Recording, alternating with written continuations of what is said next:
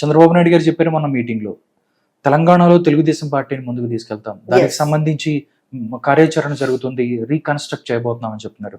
Municipal elections వస్తున్నాయి, దాంతో పాటుగా ఇంకా చూసుకున్నట్టయితే చాలా మంది ఎవరైతే మీ పాత మిత్రులు ఎవరైతే ఉన్నారో,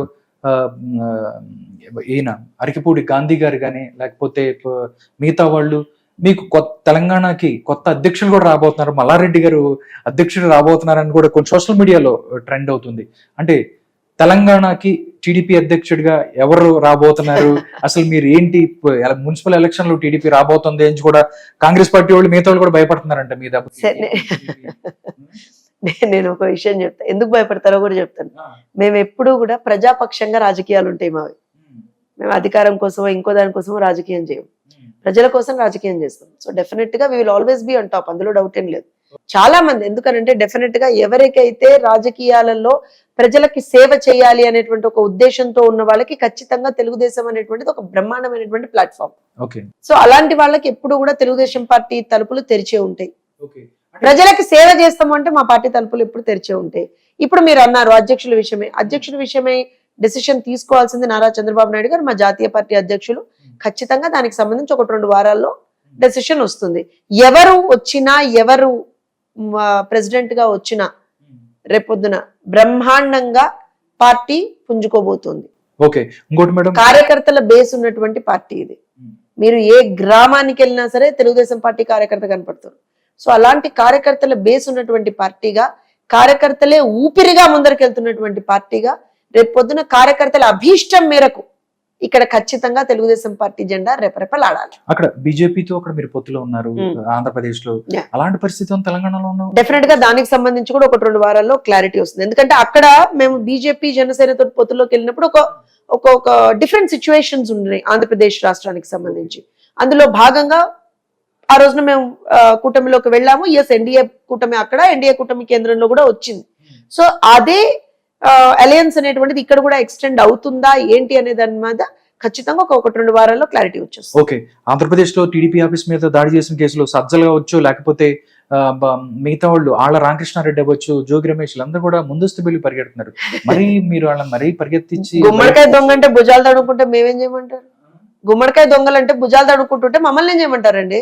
అంటే మరీ ఎంత భయపడుతున్నారు? భయపెట్టమేమండి. ఇప్పుడు తప్పు చేసినవాడు భయపడాలి. తమాషానా? తప్పు చేసిన వాడు భయపడాల్సిందే, తప్పు చేసిన వాడికి శిక్ష పడాల్సిందే.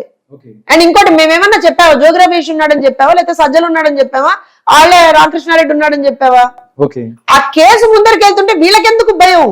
వీళ్ళు వెళ్ళిపోయి ముందస్తు బెయిల్ తెచ్చుకుంటున్నారంటే అదే కదా అర్థం. గుమ్మడికాయ దొంగ అంటే భుజాలు తడుకుంటున్నారు. సో దొంగతనం చేసింది వాళ్లే, చెప్పకనే వాళ్లే చెప్తున్నారు. So law will take its own recourse.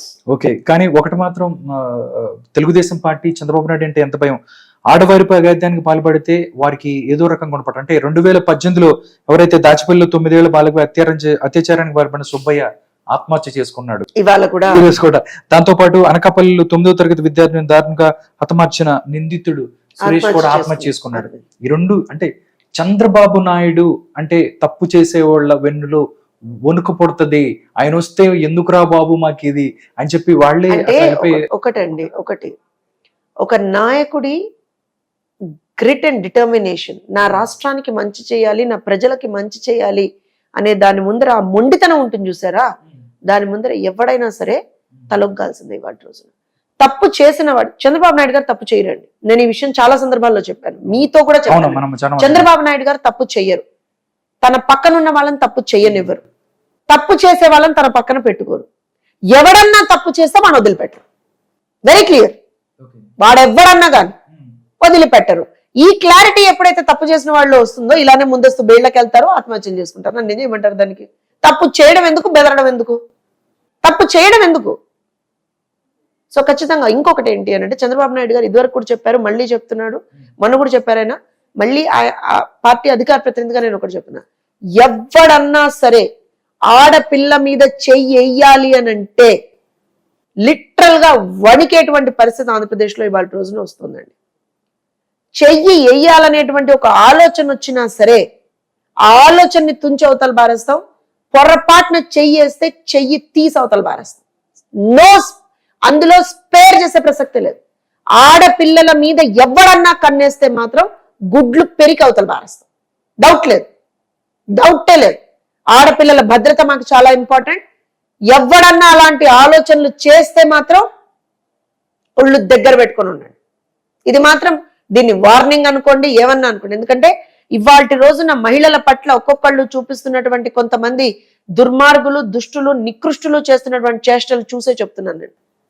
You will be punished severely, అది గుర్తుపెట్టుకోవాలి మీరు.